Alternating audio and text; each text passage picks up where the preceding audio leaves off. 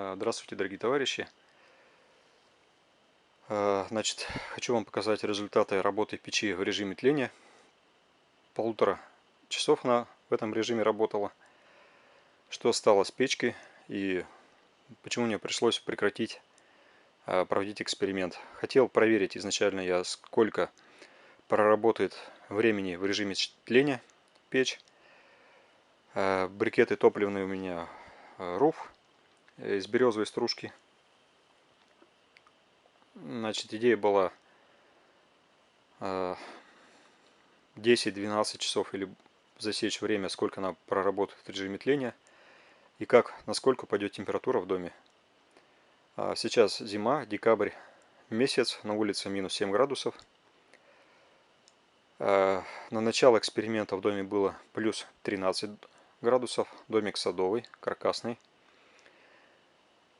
6 брикетов РУФ я положил, разжег их. Через полчаса, когда они разгорелись, я полностью закрыл шиберную заслонку и нижнюю подачу воздуха снизу.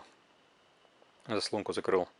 Через 10 минут горение прекратилось и печь перешла в режим тления.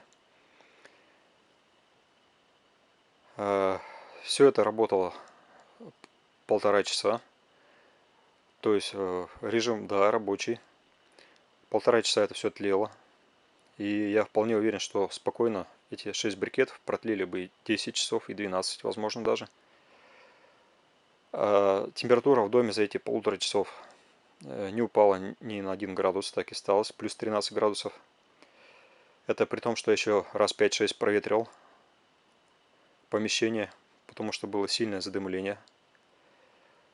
То есть печь где-то в режиме тления вырабатывала порядка 1 киловатт-час энергии. Почему мне пришлось прекратить эксперимент? Сильное задымление в доме, то есть печь дымила. Как оказалось, печь не герметичная, в ней есть щели, есть отверстия.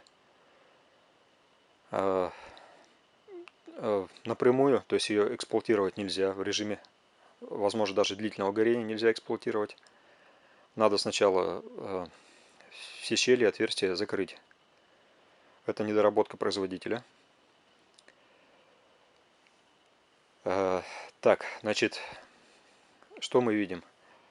Дверца, стекло полностью закоптилось. Средняя часть светлая, это я, когда дрова уже догорали, я открыл. И оно немножко, так сказать, посветлее стало, а так оно было полностью черным. Большие, то есть вся печь в саже, в каких-то потеках. То есть мы вот видим на стекле. Есть даже капли внизу. Мы видим на поверхности печи тоже сажу, деготь.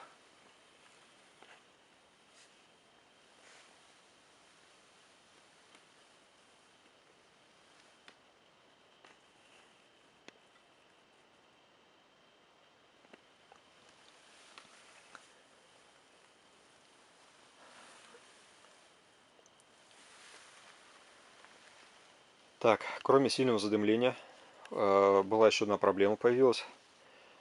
Это по сэндвич трубе со стороны улицы тек.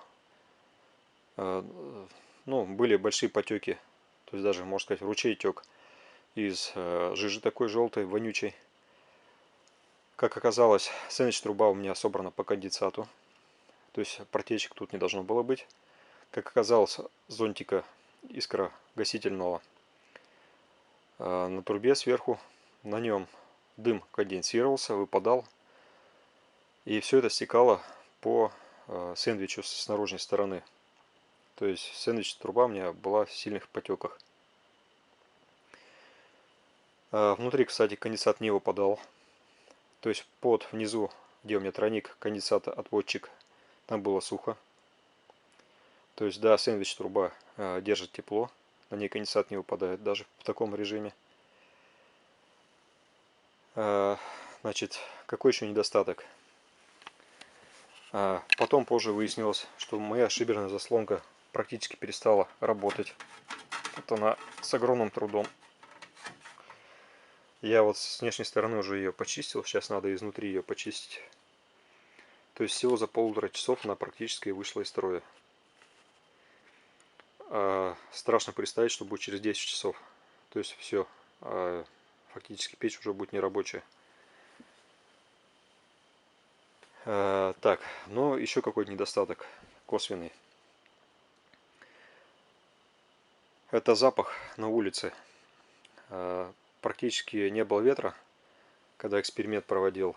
И на участке была сильная отвратительная вонь. Запах шел. Это не тот приятный запах от горения дров. Это была именно вонище. Я в этот момент работал в бане, обивал ее вагонкой изнутри. В бане печь была выключена, и дым каким-то образом попадал в баню. В бане был тоже сильный запах. Именно вот это вонище было. То есть соседей сейчас нету здесь, СНТ это, зима. Но если у вас будут рядом соседи, вы будете травить этим дымом вонючим. Значит, режим тления, да, он работает. Сухие дрова, вот, в частности брикеты, спокойно могут, наверное, часов 10-12 тлеть.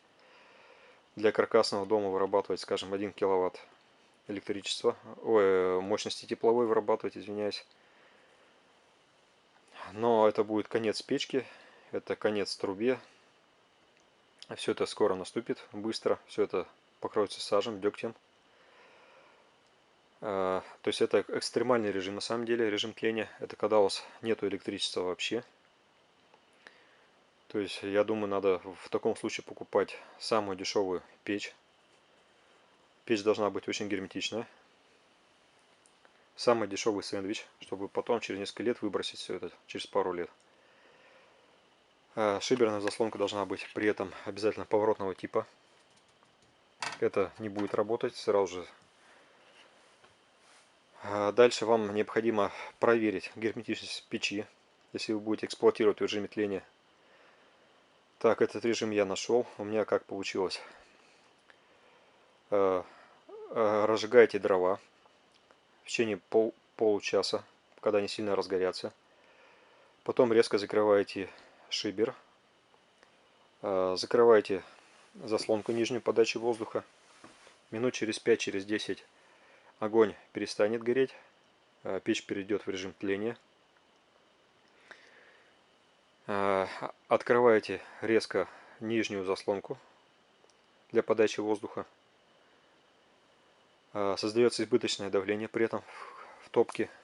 И дым будет выдавливаться через щели, вы их увидите. В момент открытия нижней заслонки можно на несколько секунд приоткрыть шибер, чтобы пошла тяга. Потом резко шибер закрываете. И под давлением дым будет выдавливать. Вот таким образом я нашел от щели, откуда у меня шел дым.